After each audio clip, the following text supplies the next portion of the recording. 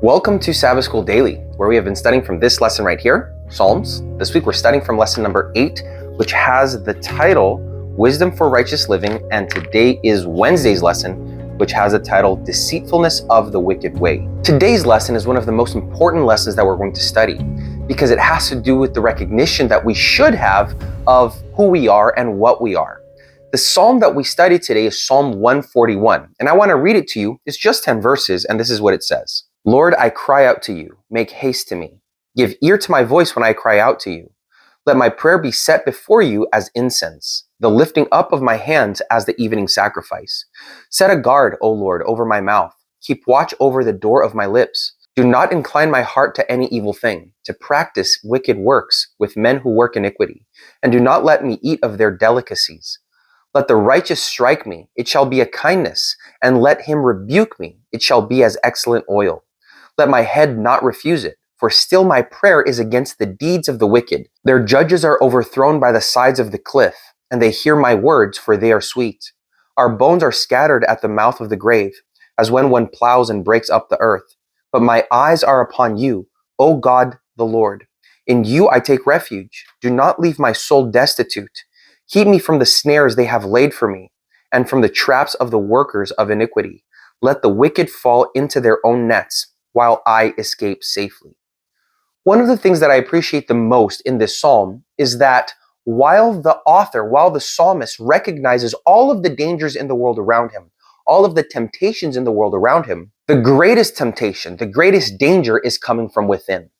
And for anyone that has truly stopped to think about the nature of temptation and the nature of salvation and perdition, they'll know that the greatest danger always comes from the inside. It always comes from them. We are our greatest enemy. We don't know very well the good that we do and the evil that we do. How many times have I laid my head at night to sleep and thinking over my day, I remember one thing that I said to someone, one thought that I had, an action that I took. All of these things together reveal that we are living in a broken world. And the greatest revelation of that is ourselves, our fallen nature, the fact that we need God to fix us. We need God to convince us to live the life that we should live, to walk in the path that we should walk. The lesson opens today by saying this. Psalm 141 is a prayer for protection from temptations from within and from without. The psalmist is not only endangered by the schemes of the wicked, but also is tempted to act like the wicked. The first weak point is self-control in speech. And the psalmist prays that the Lord will keep watch over the door of his lips. This image alludes to the guarding of city gates that, in biblical times, protected the city. You know, my dad had a saying when we were growing up. There's a very common saying that goes, tell me who you walk with and I will tell you who you are. And my dad, he kind of changed that saying and he said, tell me who you walk with and I'll tell you if I'm going with you. And so while we might not be defined by our upbringing or our environment, we certainly are influenced by it. God calls us to influence other people, to influence them for good. But if we are being more influenced than we are doing the influencing, then it's time to step back and reassess that relationship, especially if it's a negative person, a person that leads us to do bad and wrong things.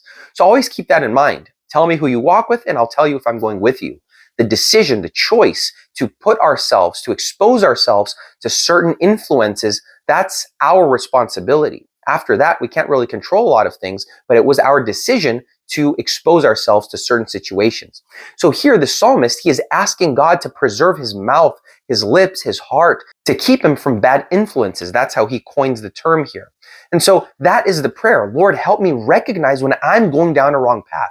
Help me recognize when I am committing acts of sin, when I am negatively influencing other people. I believe that that's a constant prayer that we have to have in our lips and on our minds.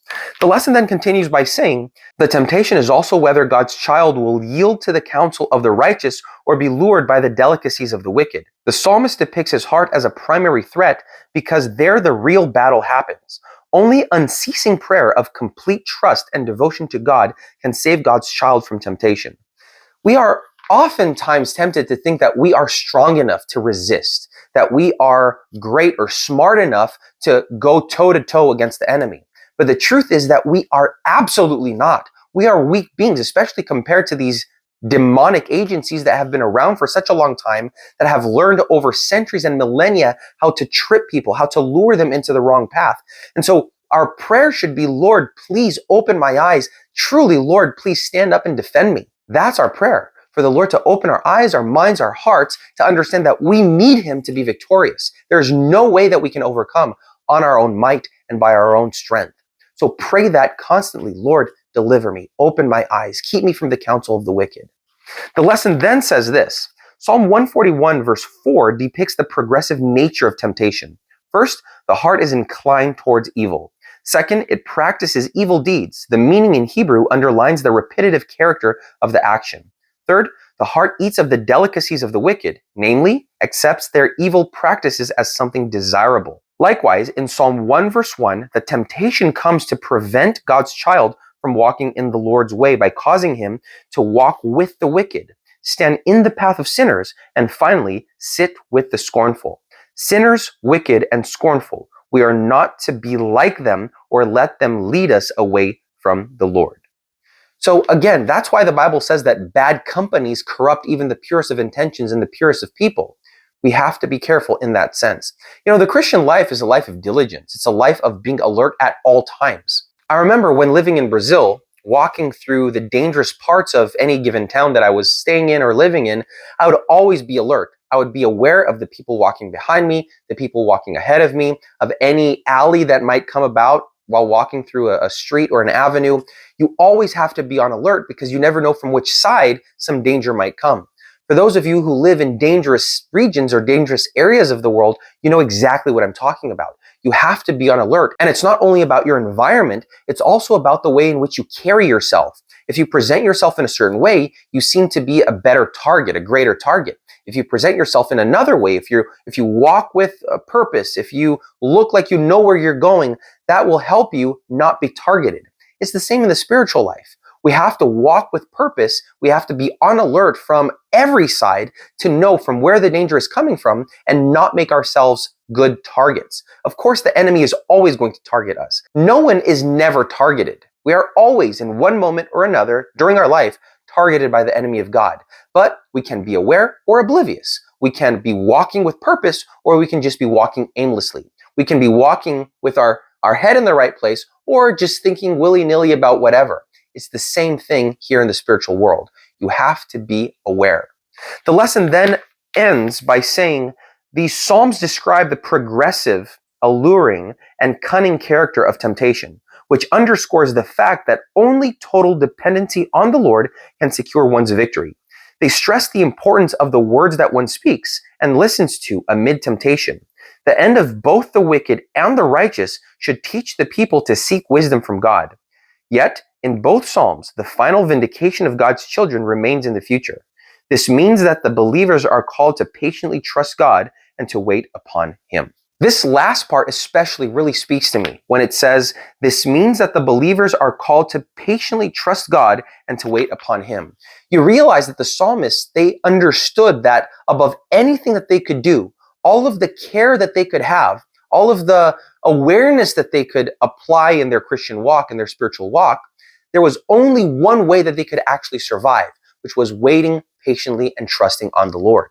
And that's what we're called to do as well. To wait patiently for the time of the Lord, to not walk in the paths of the wicked, to keep ourselves, to preserve ourselves from that by intentionally keeping ourselves away from anything that would lead us down that path, and waiting patiently on God, knowing that He is there protecting and keeping us. Please remember to study your lesson. This is one of the most important lessons to apply into our everyday life because it has to do with our everyday walk, with the practical parts of life, the prayers that we should always have upon our lips to keep us from the things around us. So study this lesson. It's going to do you a lot of good. Look up the Bible verses, answer the questions that come out, think about this throughout the day, and I'm sure that will be a blessing to you. Also remember to comment down below. I love hearing from you, and please remember to like, to share, to subscribe to our videos. We release one every day, and I hope to see you again here tomorrow for another Sabbath School Daily.